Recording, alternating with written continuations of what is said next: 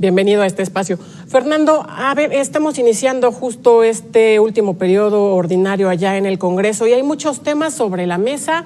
Iniciativas pendientes por parte de Morena, pues que muchas de ellas han generado polémica, ¿no? Entre ellas se encuentra pues este tema de la desaparición de organismos autónomos, aunque todavía no está claro si realmente se va a presentar o no iniciativa, hasta este momento no hay. Sin embargo, pues ha generado mucho ruido la posible desaparición de estos organismos autónomos. Por otro lado está también la desaparición de lo que conocemos como el outsourcing o la subcontratación. Y bueno, otro tema también bastante polémico es esta reforma al Banco de México. ¿Cómo ves, Fernando, van a poder avanzar, transitar estos temas pendientes? Porque bueno, sabemos además que en los años electorales en el Congreso normalmente los temas se empantanan. ¿Cómo lo ves en esta ocasión?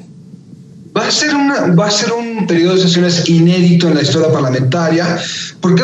Porque por primera vez en 80 años los legisladores que están ahorita en funciones van a competir para ser reelectos y van a competir también desde sus asientos.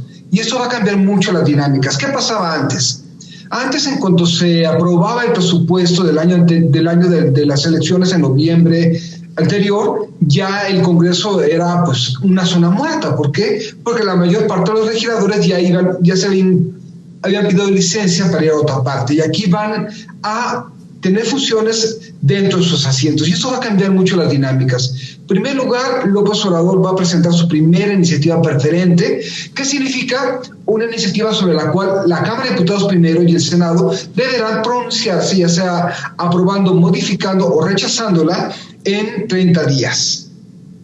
López Obrador tiene claras cuáles son sus prioridades. No estoy seguro qué tanto confíen o no en mantener una mayoría en la Cámara de Diputados el próximo mes de junio, pero ciertamente creo que van a jugar a sacar lo más posibles antes de esto. Y los legisladores ya estarán en campaña en sus asientos. ¿Qué significa esto concretamente? Significa que van a hacer de la Cámara de Diputados una extensión de la campaña electoral. A partir del día de hoy y hasta el 4 de abril estamos en intercampañas a nivel federal, todavía están en precampañas en algunos estados y la campaña electoral arrancará con todo su impulso el 4 de abril. Es decir, vamos a tener sesiones con campañas y eso va a hacer que los legisladores, uno, traten de posicionar temas en sus campañas y dos, pueden utilizar al Congreso como extensión de la campaña. ¿En qué sentido? Van a atacarse, van a tratar de hacer numerosos golpeteos en varios temas y muy importante lo que acabas de decir, Tania. El Ejecutivo tiene varias iniciativas muy importantes para su agenda. Estamos hablando del outsourcing, estamos hablando del Banco de México, pero al mismo tiempo los legisladores pueden ser más vulnerables a las presiones ciudadanas. ¿Qué significa eso?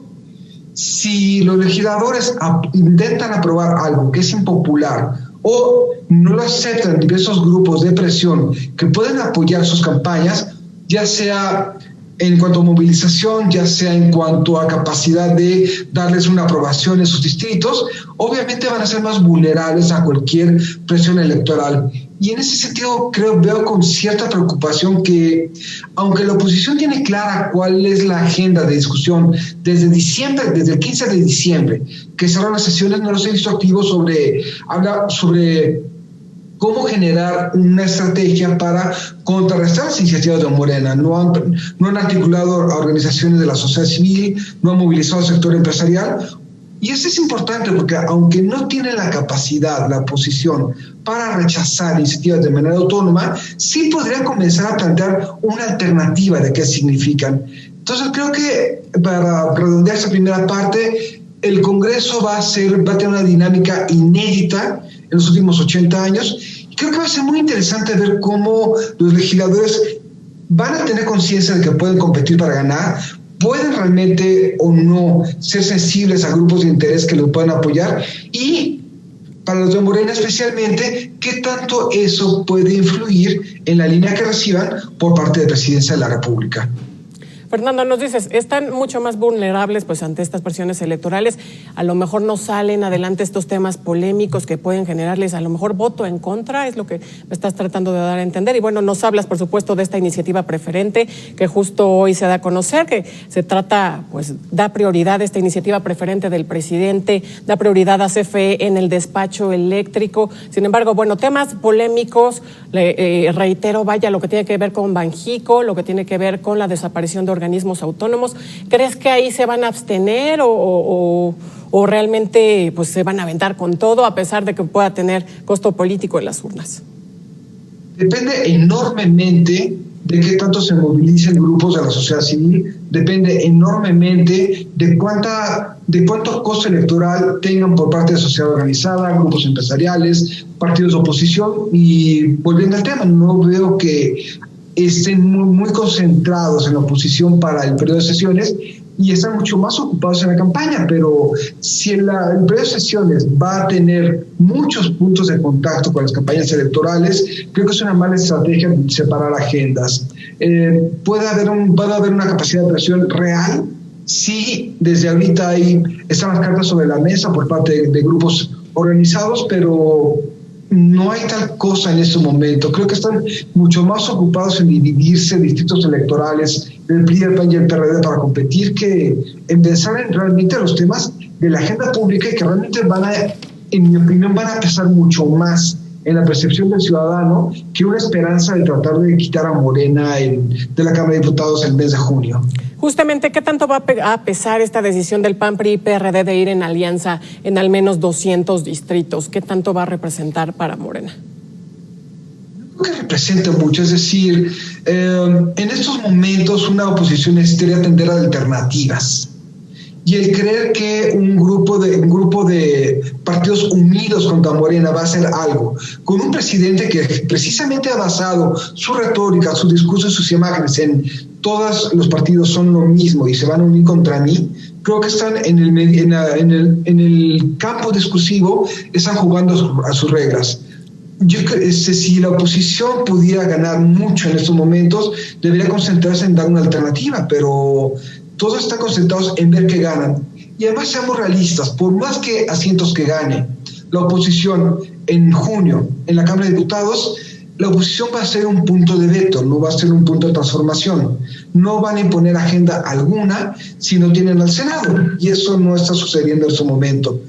Por lo tanto, creo que toda la estrategia en sí misma de la oposición, de ganar terreno en la Cámara de Diputados, sin saber la retórica del presidente, sin saber sus imágenes y sin saber qué hacer con esa agenda, creo que es una estrategia que a mi modo de ver puede no rendir los resultados que ellos esperan. Oye, normalmente la elección intermedia pues tiene menos participación que cuando elegimos presidente, a pesar de que esta elección pues es muy importante por la cantidad de cargos que que se van a renovar, ¿no? Una elección histórica, inédita. Sin embargo, pues realmente tú ves que la gente vaya a participar más de lo normal. Hay que recordar, el abstencionismo siempre baja en las elecciones intermedias. ¿Qué esperarías, especialmente en un contexto en el que nos encontramos de pandemia? Pues la gente está tratando, pues vaya, buscar un empleo, buscar cómo sobrevivir. Para quienes están contagiados, bueno, pues tratar de librarla, de sobrevivir. ¿Consideras que esto va a tener una influencia fuerte o la gente sí está realmente involucrada y pensando, bueno, pues es que la mayoría de Morena, pues tenemos que acabar con eso? Es muy importante, es muy interesante lo que dices. Yo creo que lo que va a pesar mucho más en la elección de este año va a ser la agenda local. Recuerda que en 15 estados elegirán gobernador, en la mayoría de los estados elegirán además Congreso local o autoridades municipales, y eso va a hacer que, en mi modo de ver, en la elección de este año va a pesar mucho más la agenda local que la agenda federal. Realmente el reto es movilizar desde las localidades. Y en realidad, y sobre la otra parte de lo que comentas, sí es cierto, la oposición cree que va a haber un grupo de gente descontenta que va a votar en contra de Morena masivamente, pero si no se inspira, no es el tema de a qué se ponen, sino qué inspiran. No hay una autocrítica, no hay un planteamiento alternativo, y en realidad si creen que van a ganar mucho apostando al descontento, creo que su techo de crecimiento es muy bajo a final de cuentas. No tiene mucha capacidad de ir más allá de los descontentos de siempre. Déjame hacerte una última pregunta, Fernando Dora, que tiene que ver justo con la ratificación ayer de Félix Salgado Macedonio como precandidato a la gubernatura de Guerrero, pues a pesar de estos señalamientos de presunto abuso sexual con los que pues carga a sus espaldas este personaje, ¿crees que esto le afecte de alguna forma a Morena o bueno, pues va a pasar sin pena ni gloria? Por más que muchos de nosotros nos indigne un perfil de un abusador sexual a nosotros, habría que ver cuál va a ser la forma de comunicar de Morena en Guerrero. No estoy seguro que sea un tema muy importante para el electorado guerrerense, quizás el tema de abuso sexual de Salgado Macedonio. Y Morena, a final de cuentas, ha posicionado muchos mensajes muy concretos a lo largo de este sexenio. Es decir, Morena está continuando la historia. Su propio lema es juntos hacemos historia en vez de juntos haremos historia 2018. Tienen, al contrario de la oposición, una noción muy clara de quiénes son, a qué se oponen y hacia dónde va todo el país. Y lamentablemente tratar de... no creo que tenga mucha capacidad de permear demasiado un solo tema de agenda meramente reactivo ante una narrativa de Morena que entusiasma a sus votantes. Por más que a mí también me entristezca y realmente me indigna un perfil como el de Salgado Macedonio, el electorado es mucho más amplio de lo que nosotros nos gustaría creer en estos momentos. Pues ahí lo tiene Fernando Dora, analista y consultor político. Gracias por estos minutos con Mega Noticias, Fernando, que no sea la última ocasión. Con muchísimo gusto, Tania, y las veces que quieras, aquí estoy. Muchas gracias, muy buenas tardes. Momento de hacer una pausa, es breve y regresamos.